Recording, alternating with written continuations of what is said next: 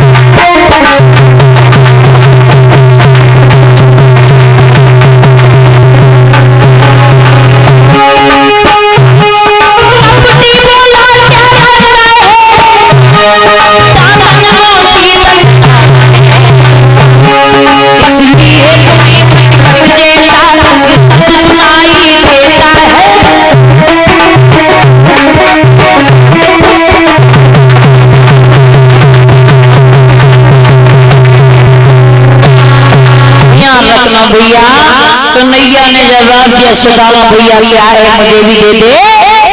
तो सुदामा ने जवाब दिया कन्हैया पागल हो गए हो क्या कि कपटी बोला क्या रखा है और मेरी दातन को शीत सतावत है, और इसलिए तुम्हें कट कट जैसा ये शब्द सुनाई देता है।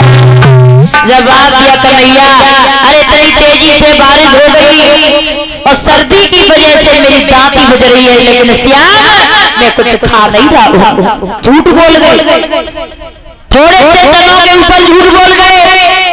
वैसे लोग यहाँ तक कहते हैं कि महाराज कन्हैया ने श्राप सुदामा को दिया था, वैसे ये ऐसा गलत है, भागवत में ये लेख नहीं है कन्हैया ने श्राप सुदामा को नहीं दिया था। जब ये गुरु माता के पास पहुंचे तो गुरु माता ने जैसे ही देखा है तो कन्हैया को अपने पास बुलाया, जवाब दिया श्याम एक बात बताओ सुदामा ने कुछ खाने के लिए दिया? बोले नहीं मां मुझे तो कुछ नहीं दिया। तो सुदामा को अपने पास बुलाया, गुरु माता ने जवाब दिया है सुदामा तुमने थोड़े से चनों के ऊपर अपने मित्र के साथ में इतनी बड़ी गद्दारी की है और तुमने झूठ बोल दिया, जाओ मेरा श्राप है कि तुम लाल से लीक हो जाओ, दुखी हो जाओ, दलिद्री हो जाओ। तो ध्यान रखना भैया, कन्हैया ने श्राप नहीं दिया था, कि गुरु माता का श्राप लगा हुआ था। और कहते भी हैं कि गुरु से कपट मित्र से चोरी, और चाहे हो निर्धन चाहे हो कोड़ी। सुदामा झूठ बोल गए। 64 दिन में 64 विद्याओं का अध्ययन करने के बाद सुदामा जी अपनी सुदामापुरी के लिए पहुंच जाते हैं। सुशीला के साथ में इनका विवाह हुआ। धीरे धीरे जब बच्चे हो गए तो अब सुदामा को गरीबी ने घेरना प्रारंभ कर दिया। यहाँ तक गरीबी ने घेरा कि कोई कोई दिन तो ऐसे ही निकल जाता है, भिक्षा मांगने से भी भिक्षा नहीं मिलती है। और याद रखना भैया, भगवान ना करे जो किसी को गरीबी दे। गरीबी में भैया कोई किसी का नहीं होता है, सगा भाई भाई नहीं होता है। जब भाई के पास भी मुसीबत आ जाती है, गरीबी आ जाती है, तो माँ जाया भाई भी भाई को समझता नहीं है। परिवारी जन भी धोखा दे जाते हैं, गरीबी में दादा कोई किसी का नहीं होता है। हितकारी बहारी परिवारी घरवाली रिश्तेदारी सारी यानी सब लोग साथ छोड़ देते हैं। और ये पत्नी भी है ना, जब तक जेब में पैसा है, शरीर में ताकत है, तब तक तो बड़ी सेवा है। बिना मांगे खाना तैयार, पानी तैयार। और जैसे ही पैसा खत्म हुआ, इंद्रियां शीतल पड़ गई, तो वही पत्नी अपने पति को एक बोझ समझने लगती है। याद रखना, भगवान ना करे जो किसी को गरीबी दे।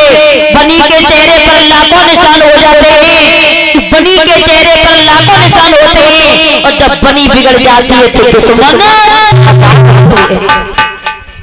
बारे कन्हैया बार बार अब तो यही सोचते हैं कि तेरा कलेजा भी नहीं पता होगा मेरे मोहन, जिस दिन तूने गरीबों की दुनिया बसाई होगी। क्या होते है गरीबी का दर्द?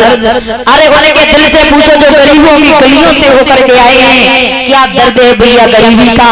एक कवि कहता है कि अगर महाराज गरीब के यहाँ से कोई इंसान सा चला जाए तो लोग उसे देखने के लिए नहीं जाते, और ये क्या करते हैं भैया, गरीब का अच्छा हुआ चला गया, गरीब का अच्छा हुआ चला गया, और अमीर के यहाँ से कोई कुत्ता सा मर जाए तो लोग ये क्या करते हैं भैया, अमीर का कुत्ता था चलो देखने के लिए चलते हैं। क्या दर्द है गरीबों का। एक कन्हैया तेरा कलेजा भी नहीं पता होगा मेरे मोहन, जिस दिन तूने गरीबों की दुनिया बसाई होगी। एक कवि कहता है कि दुनिया में गरीबों का और सम्मान नहीं होगा,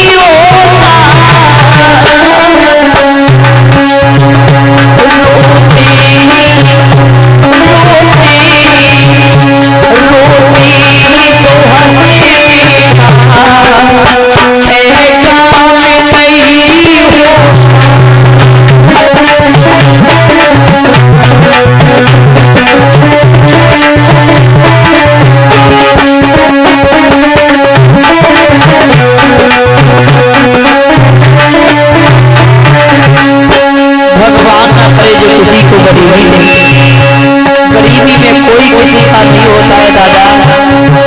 और क्या होता है गरीबी का दर्द, उनके दिल से पूछ के जिन्होंने गरीबी देखी है।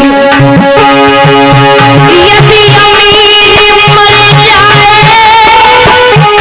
तो सोने का मोती होता,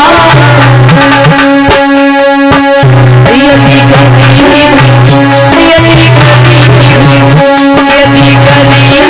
मर जाए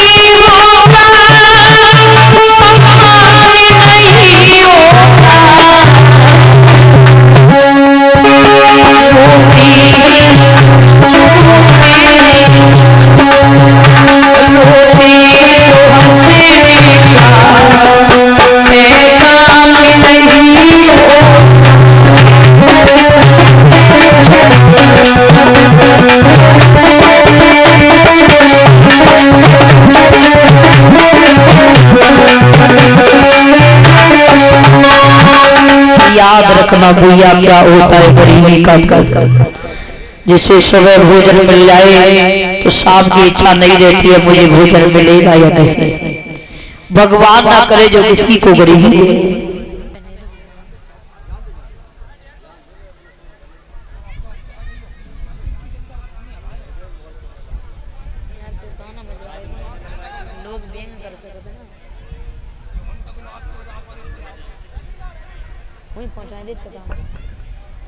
तो याद रखना भैया आज सुदामा पर इतनी गरीबी टूटी है कि कोई कोई दिन तो ऐसे ही निकल जाता है जो भिक्षा मांगने से भी भिक्षा नहीं मिलती है। कहीं रोटी मिल जाती है तो नमक नहीं, कहीं नमक मिल जाता है तो मटा नहीं, तो एक घर मांगे थे 10 घर मांगे लोटा भर भी आटा मिलता नहीं है।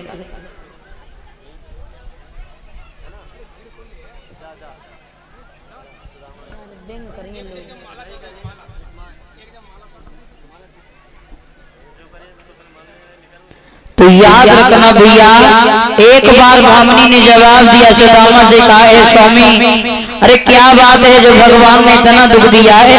अरे मैंने तो इतना कोई खोटा काम भी नहीं किया इतना दर्द क्यों दिया। तो सुदामा ने जवाब दिया भामनी इसमें दोष तेरा नहीं है इसमें दोष मेरा है। क्या दोष है। तो आंखों में आंसू लेकर के आज सुदामा बोले भामनी जब हम अपने मित्र कन्हैया के साथ में शिक्षा ग्रहण कर रहे थे उस समय हमें एक बहुत बड़ी भूल हो गई। रोकर के आज सुदामा बोले कि हम पूरे कुल में पड़ी रहे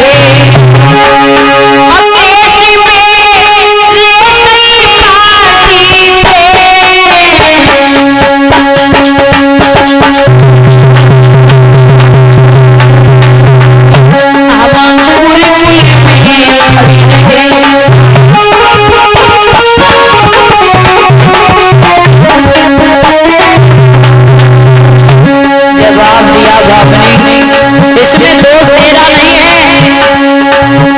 एक बार गुरुमाता ने जब चना दिए तो थोड़े से चनों के ऊपर हम कन्हैया से झूठ बोल गए। गुरुमाता ने साथ दे दिया। मुझे पता है कि अपने हाथों से अपने पैर में कुल्हाड़ी लगाई भामनी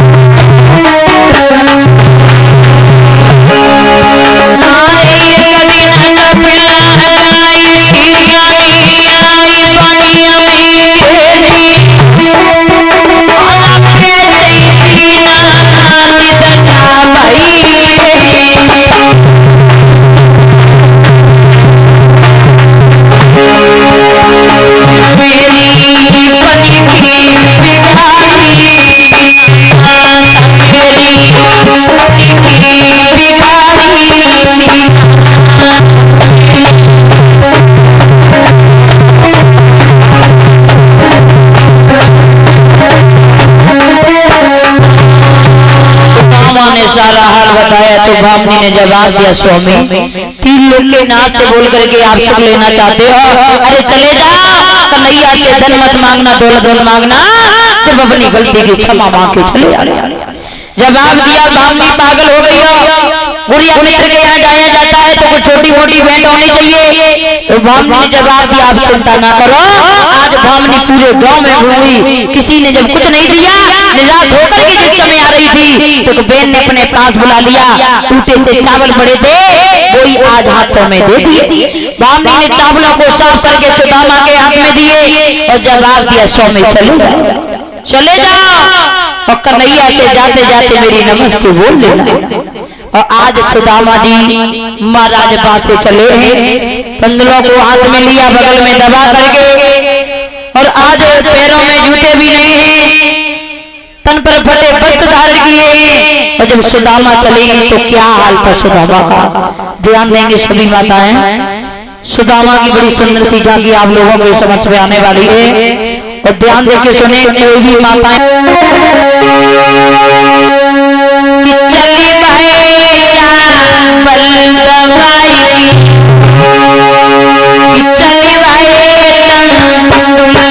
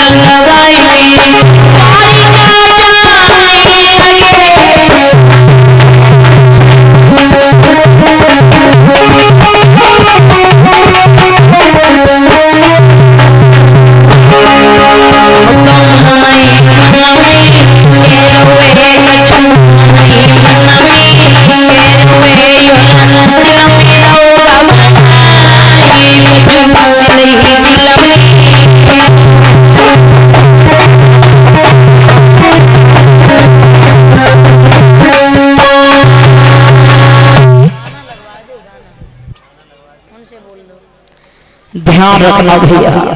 आज सुदामा जी चले अपने बचपन के मित्र कन्हैया से मिलने के लिए। गरीबी का हाल है सुदामा का। हाँ साहब, आज सुदामा चले गरीबी में कोई किसी का नहीं होता है, समय को बदलते कभी देर नहीं होती कि जो भी कर्म में लिखा विधाता और मिटाने वाला कोई नहीं। वक्त पड़े पर रज भर कपड़ा देने वाला कोई नहीं।